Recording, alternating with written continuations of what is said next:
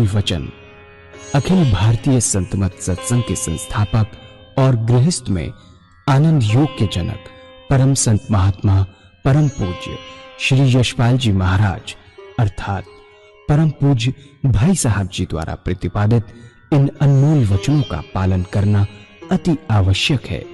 ये वचन हमारी गृहस्थ आध्यात्मिक साधना के लिए मूलभूत सिद्धांत हैं, जो इस प्रकार हैं। हम दुनिया की हर चीज की कीमत आंकते हैं, अपने मानव जीवन की कीमत भी जाने व परमात्मा की प्राप्ति हेतु साधना करें।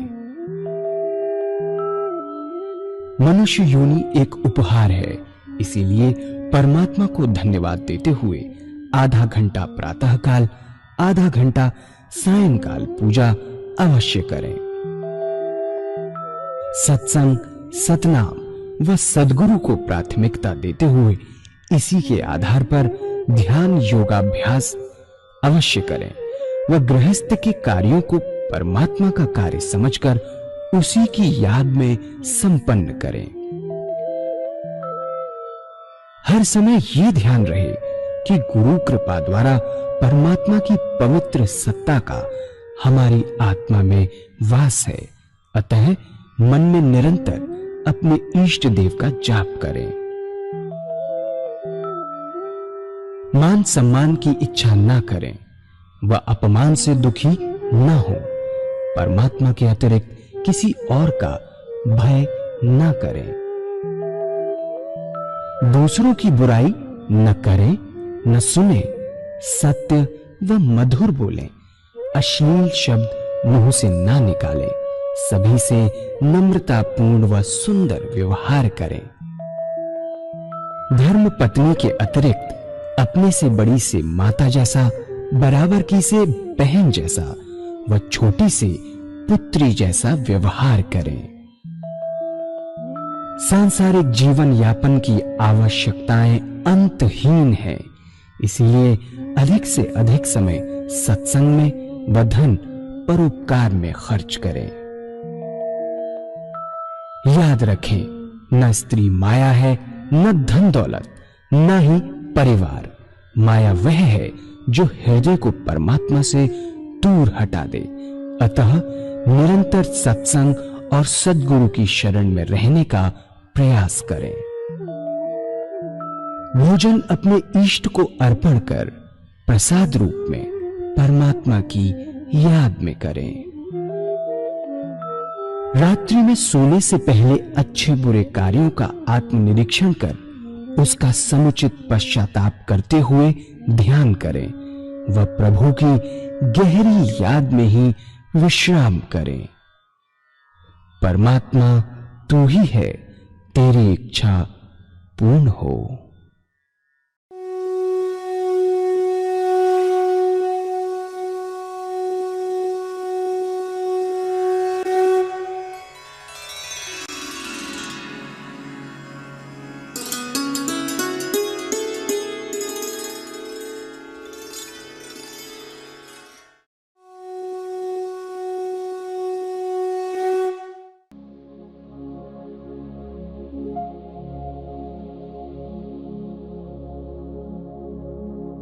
जय सद्गुरुदेव जय पद शरणं श्रेयस रूप चरणों शरणं।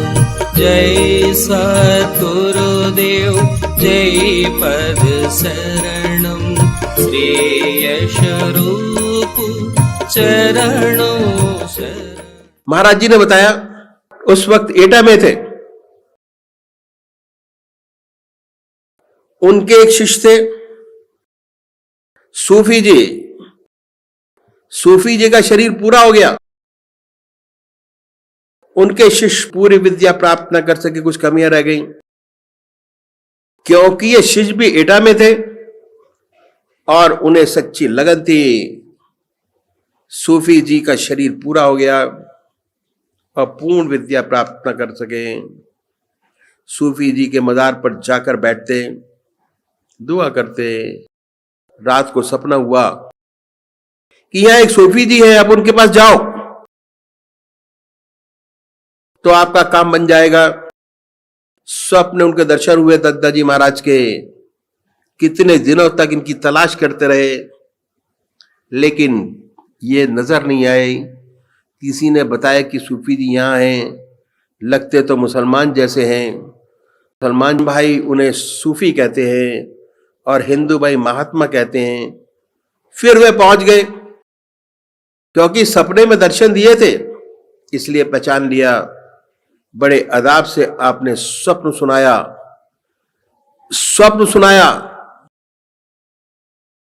आपने फरमाया कि ठीक है, आप आया करिए, आते रहिए और फैजियाब होते रहे, कोई बात नहीं, आप बराबर आते रहे।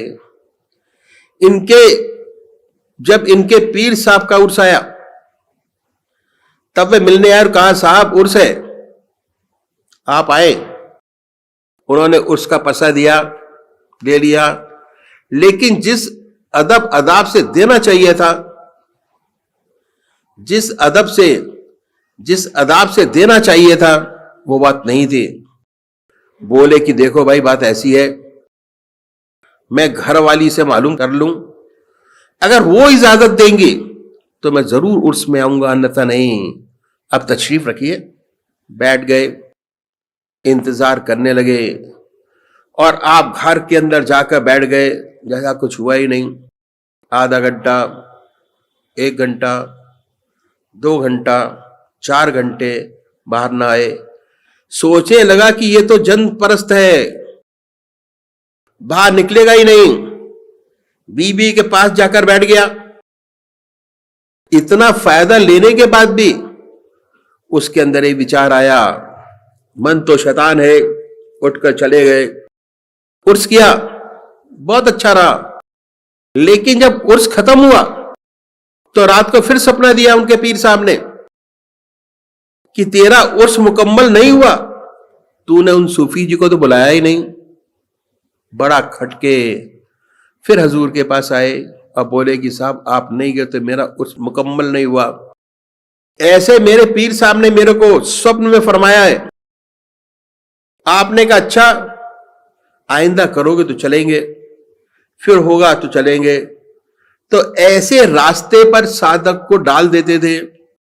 बहुत ऊंची उनकी तामील थी, ये उनका तरीका था। स्वप्न से डायरेक्टली इनडायरेक्टली ऐसा सच्चा ज्ञान मिलता था कि उसका इंप्रेशन सारी जिंदगी नहीं भूलता था, कभी जाए नहीं। ये उनकी विशेषता थी।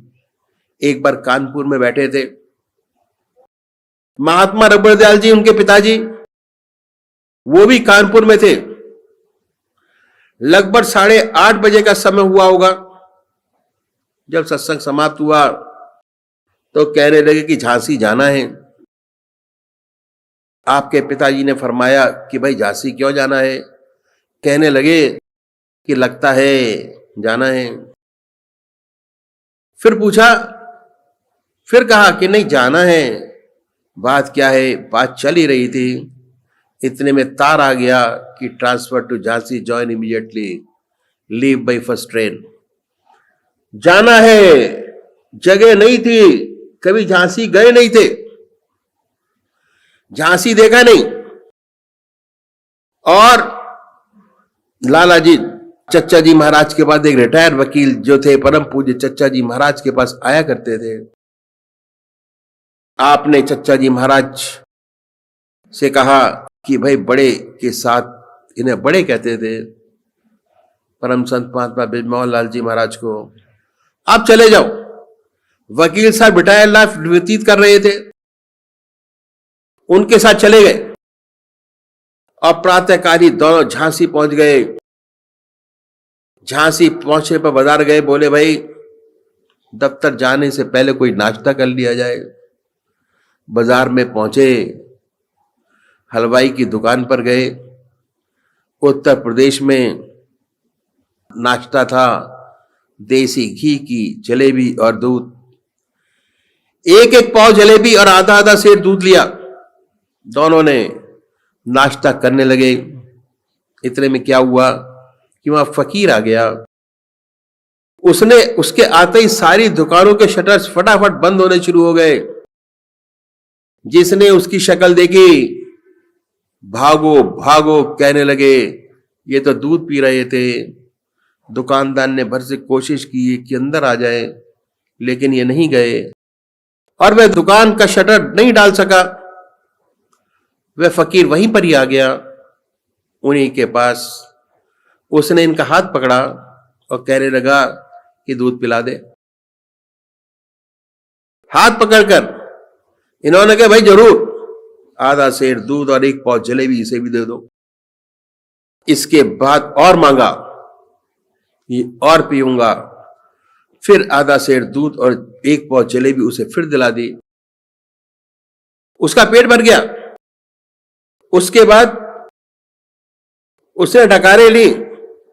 उसके बाद जिद करने लगा कि और खाऊंगा, अभी पेट नहीं भरा है। महाराज जी ने कहा बोले पेट तो भर गया, खामा खा जिद कर रहा है। वह जिद करने लगा कि नहीं और खाऊंगा। अच्छा खाओगे? तो 1 पैसे की जलेबी और दूध फिर दोबारा दिलाई गई। हलवाई ने दे दिया, लेकिन वह होठ से छू ना सका। भरसक कोशिश की। इसके बाद वह झल्ला गया और झल्ला के उसने शेर पढ़ा, ये दर्द दिली तो है जिससे उसे पाते हैं। उसके बाद क्या करता था कि बद्दुआ दिया करता था और उसकी बद्दुआ सफल हो जाती थी। इसलिए ही वॉज ए टेरर इन झांसी। उसके सामने कोई पड़ता नहीं था कि भाई बद्दुआ ना दे दे, क्योंकि बद्दुआ लगती थी। उसने जब ये कहा कि दर्द दिली तो है जिसे उसे पाते हैं, जो उसने इनका हाथ पकड़ा हुआ था उसका हाथ बड़ी जोर से झटका। कहा कमबख्त, ये दर्द दिली तो है जिससे उसे पाते हैं, और खुदा भला करे उनका जो दिल दुखाते हैं। उसे राज समझ आ गया, ज्ञान चक्षु उसके खुल गए। एकदम वहां से भागा। झांसी में छोटे छोटे टीले, एक टीले पर चढ़ा और अल्लाह अकबर का नारा लगाकर छलांग लगा दी। शरीर छोड़ दिया। बात क्या थी? बात ऐसी थी कि वह समाज का बहुत सताया हुआ था। छोटी उम्र में उसके माता पिता का स्वर्गवास हो गया।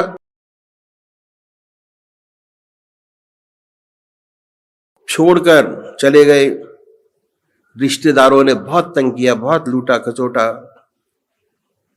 और जब वह बहुत दुखी हो गया, दुनिया को छोड़कर वह परमात्मा की ओर लगा।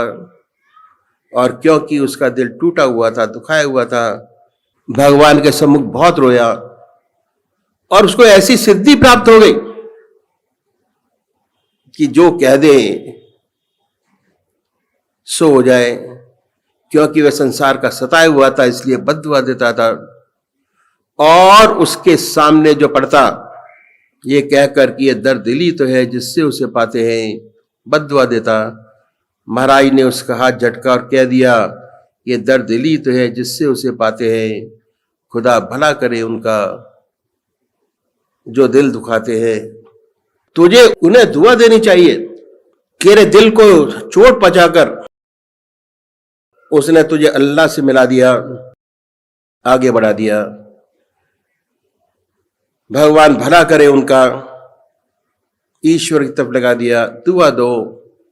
ये उनकी जिंदगी का एक वाक्य मैंने आपके सामने रखा। कितना ऊंचा संत था। बहुत से वाक्यात हैं। जितने भी सत्संगी भाई थे, जब उनके पास जाते तो दुनिया भूल जाते। जब उनके पास जाते तो दुनिया की कोई चिंता न रहती, मन में संसार का कोई विचार नहीं आता।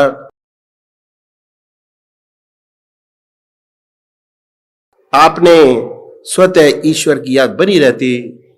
नशा खुमारी सा चढ़ा रहता हरदम, और ललायित रहते कि उनके श्रीमुख से कुछ निकले, और हम सुने, देखते रहते कि जब मौका मिले उनके पास बैठने का, और डर भी लगता था। चुपके चुपके देखते रहते, ऐसी सुंदर हस्ती थी, उनके पास बैठने से ही मन विचार शून्य हो जाता, चित्त का निरोध स्थिति पैदा हो जाती, खाली सोबत से ही मन विचार शून्य हो जाता। जितनी सोबत करेंगे उतना ही चित्त एकाग्र होगा, विचार शून्य होता था, खाली होगा। जहां मन शांत हुआ, आत्मा से सीधा संबंध हुआ, आत्मय अवस्था पैदा होती, आनंद ही आनंद है। भूल जाते थे कि घर जाना है, वे याद दिलाते कि भाई तुम्हारी तो छुट्टी खत्म हो गई, कल दफ्तर जाना है। तो कहते कि तैयारी करो, पहली गाड़ी से वापस जाओ, याद दिलाते कि जाना है। लोग भूल जाते, ये हालत थी। ऐसा ऊंचा व्यक्ति था। उनके जीवन की बहुत सी घटनाएं, एक घटना और उनके आपके सामने रखूंगा। उस जमाने में फतेहपुर में थे, रात को अक्सर बहुत देर से सोते। उनका बदन दुखा करता था, बदन में दर्द हुआ करता था। जो खास सत्संगी भाई थे, उनका बदन छुआते थे सबसे नहीं। ऐसे लोग हाथ पैर दबाते, सिर गर्म रहता, हल्के हाथों से उंगलियों से सिर में तेल लगाते, बड़े मुलायम हाथों से। रात को 2 बजे सोते, सुबह 5 बजे 6 बजे उठ जाते, ज्यादा से ज्यादा 3 घंटे 4 घंटे सोते। एक बार क्या हुआ कि रात को बैठे थे ध्यान में, 1 या 2 बजे रात का समय रहा होगा। बाबू शिव प्रताप नारायण एडवोकेट, बहुत ही डिवोटेड, श्रद्धालु भक्त, सच्ची सेवा करने वाले थे, वो भी वहां बैठे थे। बैठे बैठे आपका शरीर एक तरफ को लुढ़क गया। उठाया, डॉक्टर को बुलाया। डॉक्टर ने कहा हार्ट फेल हो गया, इनमें अब दिल की धड़कन नहीं है। पूजनीय माता जी ने कहा कि ऐसा हो ही नहीं सकता, गलत है। आपकी आज्ञा से फौरन अंगीठी जलाई गई, हाथ पैर की सिकाई करी गई। परम पूज्य माता जी ने कहा कि जितने हमारे बुजुर्ग हैं आज तक, सब ये कह कर गए, ये कैसे हो सकता है कि बिना कहे चले जाएं। कम से कम कोई इशारा तो करते, कोई इशारा नहीं किया, हमें विश्वास नहीं है। सिकाई की गई और थोड़ी देर बाद हृदय की धड़कन शुरू हो गई। सुबह जब डॉक्टरों को पता चला कि ये तो जिंदा हो गए, बड़ी शर्म करते हुए आए, जानते थे कि सूफी है। बड़ी हलचल शहर में मच गई, लोग फूल लेकर आने लगे। उसके बाद उनको लो ब्लड प्रेशर हो गया। तो उन्होंने अपने डिपार्टमेंट में ट्रांसफर का एप्लीकेशन दी कि फौरन ट्रांसफर कर दिया जाए। उनका ट्रांसफर एटा हुआ। उस जमाने में रेलगाड़ियां थी नहीं, सारा सामान ट्रक में लद कर गया। तब बाहर निकले। इतनी ख्याति से वो अपने आप को बचाते थे कि किसी किस्म की ख्याति नहीं चाहते थे, इतना अपने आप को छिपाते थे। बहुत सुंदर था। और दिसंबर 1954 में जबलपुर आए और फरमाया कि भाई हम सत्संग के लिए नहीं आए, आराम करने के लिए आए हैं। इसने महाराज जी ने किसी को खबर नहीं की, महाराज जी के घर आए जबलपुर। लेकिन जितने सत्संगी भाई थे, सबको पता लग ही जाता है कि महाराज जी आए हैं। जहां संत रहते हैं लोग पहुंच ही जाते हैं। तो लोग इकट्ठा हो गए। जबलपुर में ब्रिजमोहन लाल जी की बड़ी बहन रहा करती थी, उनके यहाँ ठहर कर महाराज जी के घर पर ठहरे। उन्होंने बड़ी शिकायत की कि बोली कि हम यहाँ मौजूद है, यहाँ क्यों नहीं ठहरे। बोले ये हमारा लड़का है इसलिए यहाँ ठहरे। बहुत प्यार से उन्होंने कहा। वे कहने लगे कि हम आपसे पूजा लेनी चाहती हैं। पर अभी नहीं लूंगी, अभी हमें अपनी लड़की की शादी करनी है, उसके बाद लेंगे। महाराज जी बोले कि अगर हमसे लेना है तो अभी ले लो, इसके बाद फिर ये ना कहना कि हमें पूजा नहीं मिली, लेना है तो अभी ले लो। इस किस्म की बातें हुई। एक सत्संगी भाई क्या खाना खाने गए, वहां उन्होंने कहा कि पता नहीं अगला भंडारा शायद आप लोग खुद करें। ऐसे थोड़े थोड़े हिंट्स इस किस्म के दिए और आध्यात्मिक बातें बहुत सी बताई। और 1952 में गुरु महाराज जबलपुर पधारे भाई साहब जी के यहां। उस जमाने में महाराज जी को शौक लगा कि गीता पढ़ लूं, और गुरुदेव ने गोरखपुर से एक गीता की प्रति मंगवाई और पढ़ना शुरू करने वाले ही थे कि महाराज पधार गए। वह पुस्तक तख्त पर रखी हुई थी, आपने देख लिया और बोले कि भाई ये किसकी किताब है, क्या आप ये पढ़ते हैं? अभी पढ़ी तो नहीं। तो गुरुदेव ने कहा इरादा पढ़ने का तो जरूर है। अरे मियां, अभी इन किताबों में क्या रखा है, अभी तो ये किताब क्या पढ़ोगे, ये तुम्हारी समझ में नहीं आएगी, इसकी असलियत अभी समझ नहीं आएगी, समय बर्बाद करोगे, पहले जिंदा किताब पढ़ लो, ये किताब जब वक्त आएगा तो पढ़ना। बंद करके रख दी। जब दोबारा 1954 में आए तो अपने साथ एक किताब लेते आए। उस किताब का हेडिंग था गीता और कुरान। उसमें यही कंपैरिजन था कि गीता और कुरान में कोई अंतर नहीं है, एक ही है। और इस बात से इशारा किया बहुत सुंदर कि भाई जो संत हैं वह सब इसके ऊपर है, सांप्रदायिकता के ऊपर रहते हैं।